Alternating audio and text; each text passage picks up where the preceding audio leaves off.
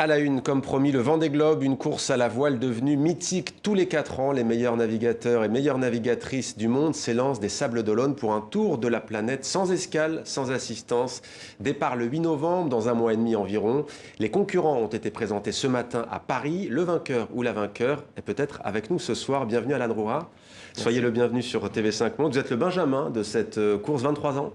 27 ans. 27 ans. Bon, ben voilà, je vous avais encore rajeuni, désolé. Ah oui, 23 parce que 1993, j'ai mal compté, 93 c'est 27 ans. Bienvenue Clarisse Kremer, merci d'être avec nous. Merci vous êtes, vous, l'une des femmes qui participent à cette épreuve. Tiens, d'abord, peut-être juste un petit mot. Il y a 4 ans, il n'y avait aucune femme. Pour vous, c'était une anomalie ? Oui, je pense que c'était une anomalie statistique. En général, en course au large, il y a entre 10 et 20% de femmes, donc il n'y a pas de raison qu'il y en ait zéro. Ouais, cette année, vous êtes 6. On est 6 sur 33, donc c'est une belle édition de ce point de vue-là. Bon, on vous souhaite bonne chance. Alors, 8 novembre, c'est bientôt. Vous entrez dans le vif du sujet, sportivement. Les choses sérieuses commencent. Ouais, là on est quand même plus très loin du compte à rebours final, donc l'excitation se fait sentir et en même temps on est tous, enfin c'est des projets qui se mènent quand même sur le long terme, donc on est tous quand même dans les derniers préparatifs et on n'est plus dans, c'est plus le moment d'apprendre à se servir de son bateau. Ouais, on va apprendre, on va parler de ces bateaux justement et des préparatifs. Juste, on vous la pose souvent la question, Alan Roy, c'est peut-être un peu un cliché, mais vous avez vraiment appris à naviguer sur le lac Léman en Suisse ? Et mes premiers bords ont été sur le lac. C'est vrai que c'était un optimiste. Bon, j'avais 5-6 ans.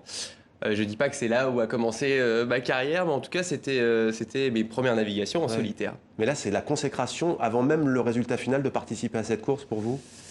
Oui, je pense, ouais. C'est un peu la Coupe du Monde, donc on dit souvent c'est un peu au foot à la voile ce que la Coupe du Monde est au foot, hein. C'est une Coupe du Monde.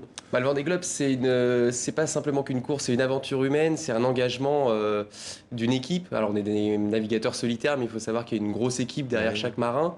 C'est un engagement sur beaucoup d'années et effectivement, c'est notre championnat du monde à nous et c'est engageant, quoi. Est-ce que le coronavirus a perturbé votre préparation ?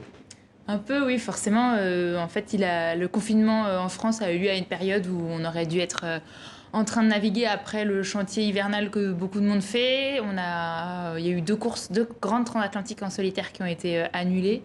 Donc, on a un peu été perturbés, mais bon, ça reste que des problèmes sportifs. Donc, on savait un peu prendre du recul. Alors, j'évoquais la préparation. Il y a bien entendu la partie technique, la partie stratégique. Parlez-nous de votre bateau. Tout le monde est sur un pied d'égalité, un monocoque de 60 pieds de long, c'est ça ?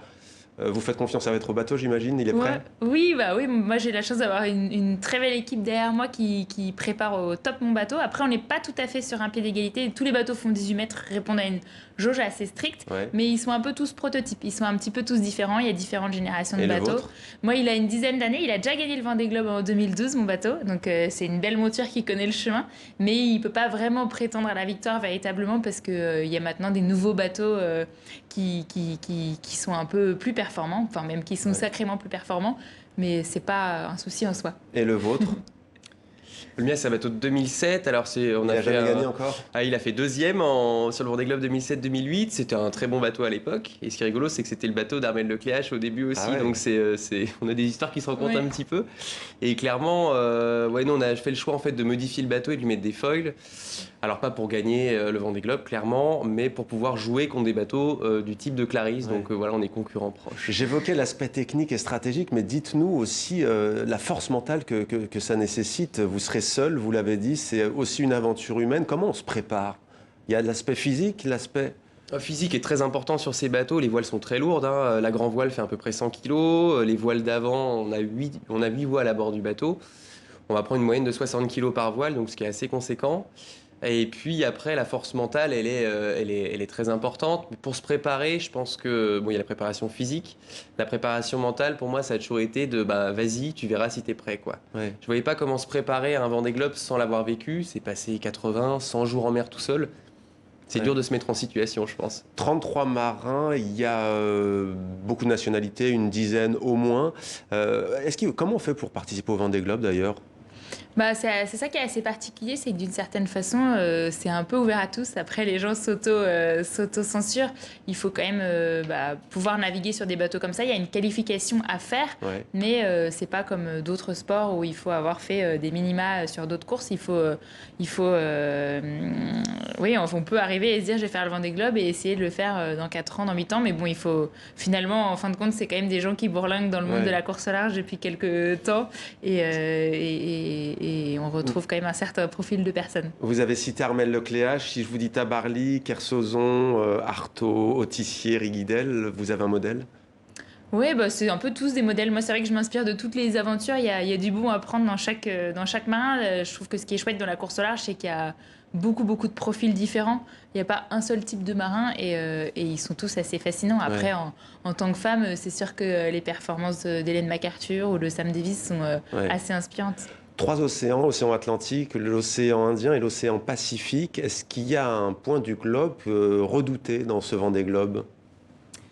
Là, c'est une très bonne question parce que finalement, quand on fait le Vendée Globe, on a l'impression que chaque océan est le plus dur. Donc, on nous parle souvent de l'Indien comme l'océan du diable, très difficile. Et puis, quand on arrive dans le Pacifique, on se dit oh là là, mais en fait, c'est pire que l'Indien. Et finalement, le pire, ça a été l'Atlantique. On est sur un terrain de jeu qu'on connaît, puisqu'on passe finalement toute la saison à naviguer sur l'Atlantique. Et on se fait surprendre très rapidement. Et clairement, pour le mental, comme pour le bateau et le physique, l'Atlantique reste le point le plus délicat, et notamment le golfe de Gascogne, quand on rentre du Tour du Monde. C'est là où il faut se méfier. On a tendance à ne pas se rendre compte de la chose, mais lorsque Thomas Pesquet était dans l'espace tout en haut, l'astronaute français, et j'avais entendu dire après que les marins, vous, quand vous êtes dans les océans, vous êtes parfois encore plus loin que lui ne l'a été en fait, vous êtes encore plus loin de la Terre. Comment est-ce que vous vous apprêtez à vivre cette solitude ? Oui, il me semble que la station spatiale internationale, c'est 400 km d'altitude ou un truc comme ça. Donc on est vite beaucoup plus loin des terres que finalement une station qui survole la planète. Après, voilà, comme disait Alan, il n'y a pas trop de façon de s'y préparer. Moi, j'ai encore jamais fait le Vendée Globe, contrairement à Alan, donc je sais pas comment je vais me sentir si loin de tout, si loin d'un potentiel sauvetage en cas de problème pendant aussi longtemps. Moi, à part l'Atlantique, j'ai pas eu d'autres terrains de jeu. C'est vrai qu'en Atlantique, on est relativement, il y a quand même du monde sur l'Atlantique. Dans les mers du Sud, c'est une autre aventure, et en fait, c'est aussi ça que je viens chercher, c'est une petite retraite spirituelle quand même un petit peu. Ça va le faire. Juste, vous savez ce que vous allez manger, non? Ah oui, il vaut mieux là, si proche du départ. Tout est prêt? Presque, ouais. Pas tout à fait, mais on a quand même des menus en tête et on prépare pas mal de nourriture. Ouais. Il vaut mieux pas trop manquer de ça. Merci beaucoup à tous les deux d'être venus sur notre plateau et bon vent à vous donc pour ce Vendée Globe, départ des Sables d'Olonne le 8 novembre prochain.